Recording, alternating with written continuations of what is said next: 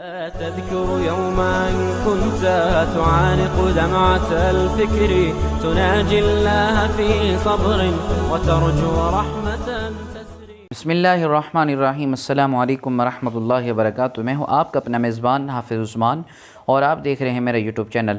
میں امید کرتا ہوں میرے دیکھنے والے تمام دوست احباب خوش و خرم ہوں گے اور میں دعا گو ہوں کہ رب ذوالجلال میرے دیکھنے والوں کو دنیا میں خوشیاں عطا فرمائے.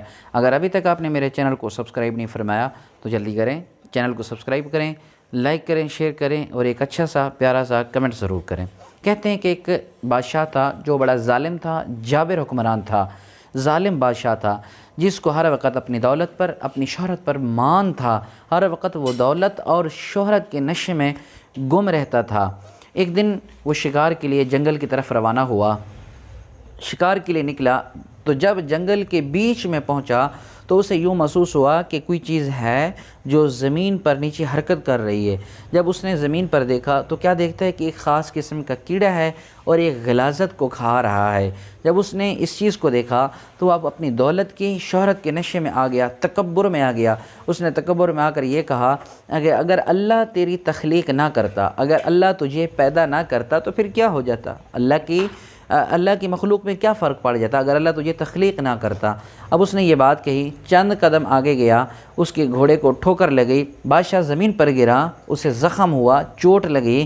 بہرحال اپنے مقصد پر پورا ہونے کے بعد، اپنا شکار کرنے کے بعد، اپنے مقصد میں کامیابی ہونے کے بعد جب وہ واپس محل آیا تو اب اس کے زخم کی مرہم پٹی کی گئی، زخم کو صاف کیا گیا، لیکن صاف کرنے کے بعد وہ زخم ٹھیک نہ ہوا. زخم بڑھتا گیا، اس کا مرض بڑھتا گیا اور ایک عجیب خاص قسم کے ڈاکٹروں کو بلایا گیا، حکماء کو بلایا گیا، لیکن اس کا مرض ٹھیک نہ ہوا. مرض بڑھتا گیا. اب تو ایک ایسا وقت آ چکا تھا کہ اسے موت کی پیشن گوئیاں ملنا شروع ہو گئی تھی. کچھ لوگ کہہ رہے تھے اس کے دن تھوڑے رہ گئے ہیں، اس کی زندگی کے کچھ ایام رہ گئے ہیں. اب اس کا مرض ہی ایسا عجیب مرض ہے کہ ہم نے آج تک دیکھا نہیں ہے اس مرض میں کسی کو مبتلا. بڑی عجیب قسم کی بیماری ہے اس نے مر جانا ہے، اس کے دن تھوڑے ہیں. لوگ اس طرح کی باتیں بنانا شروع ہو گئے. تو بہرحال اب وہ موت کا انتظار کرنے کے بجائے بادشاہ نے حکم یہ جاری کیا کہ باہر کے ممالک سے اچھے، ماہر اور صلاحیت رکھنے والے حکماء کو بلایا جائے جو میرے اس مرض کا علاج کریں، اس کا معائنہ کریں، اچھی سے اچھی دوا جو ہے نا وہ مجھے دیں. تو باہر سے حکماء بلائے گئے. ان حکماء میں ایک ایسا حکیم تھا جو بڑا ماہر تھا، قابل تھا اور بڑی ہی صلاحیت رکھنے والا تھا.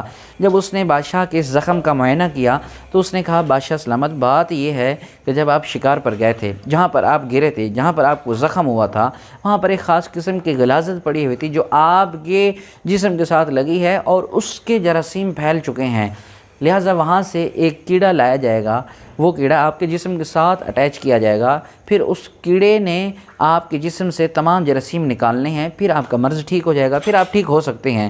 تو جب بادشاہ نے یہ بات سنی تو اس نے اپنے وزراء کی نگرانی کے اندر اس حکیم کو جنگل جانے کی ہدایت دی. وزراء کی نگرانی کی، وزراء کو مقرر کیا بھئی اس حکیم کو لے جاؤ اور جنگل سے وہ کیڑا لے کر آؤ. تو بادشاہ نے حکم جاری کرنے کے بعد یہ حکم کہہ دیا کہ بھئی اس کو لایا جائے اور کیڑے کو لے آ کر میرا علاج کیا جائے. تو حکیم صاحب وزراء کے نگرانی کے اندر جنگل کے اندر پہنچے، اس خاص قسم کے کیڑے کو پکڑا، بادشاہ کے خدمت میں حاضر کر دیا، بادشاہ کے دربار میں حاضر ہوئے. جب بادشاہ نے دیکھا یہ تو وہی تخلیق ہے اللہ کی، یہ تو وہی کیڑا ہے جس کی میں تحقیر کر کے آیا تھا، جس کی میں گستاخی کر کے آیا تھا، جس تخلیق کی میں گستاخی کر کے آیا ہوں، یہ تو وہی کیڑا ہے. تو اس نے اللہ کی دربار میں معافی مانگی، سجدہ ریز ہو گیا، اپنے گناہوں کا استغفار کیا، اللہ نے اسے معاف کر دیا اور حکیم نے اس کا علاج کیا. ایسا شفا یاب ہوا، ایسے محسوس ہوتا تھا کہ یہ بیمار ہے ہی نہیں، یہ بیمار تھا ہی نہیں زندگی کے اندر. اتنی صحت اللہ نے اس کو عطا فرمائی تھی. بات کرنے کا مقصد یہ تھا کہ اللہ تبارک و تعالی نے جتنی بھی مخلوق کو تخلیق کیا ہے، اللہ نے جتنے بھی چیزوں کی تخلیق کی ہے، یہ بے فائدہ اور بے مقصد نہیں ہے. ان کا کوئی نہ کوئی مقصد ہے، یہ میرے اور آپ کے مقصد کے لیے بنائی گئی ہیں. ہمیں بھی چاہیے کہ ہم ان چیزوں کی، ان مخلوقات کی تحقیر نہ کریں، ہم ان کی قدر کریں. اور ہو سکتا ہے کہ ایک دن وہ آ جائے جب ہمیں ان کی ضرورت پڑ جائے اور ضرورت پڑنے پر یہ ہمیں نہ ملیں. اس لیے جو بھی چیزیں اللہ رب العزت کی، جو بھی تخلیق ہے، جس قسم کی تخلیق ہے، جو کیڑے موجود ہیں، جو حیوانات ہیں، جو درندے ہیں، جو پرندے ہیں، جو چیز اللہ نے تخلیق فرمائی ہے، یہ میرے اور آپ کے فائدے کے لیے بنائی ہے. ان کی عزت کریں، ان کی تحقیر نہ کریں۔ ہو سکتا ہے کہ ضرورت کے وقت ہمیں ضرورت پڑ جائے، ہو سکتا ہے کہ میری اور آپ کی زندگی بچانے کے لیے ان کا بہت بڑا ہاتھ ہو۔ میں دعا کرتا ہوں اللہ تبارک و تعالی مجھے، آپ کو، ہم سب کو عمل کی توفیق عطا فرمائے، اور رب تعالی اپنی تخلیقات کی عزت کرنے کی توفیق عطا فرمائے۔ السلام علیکم۔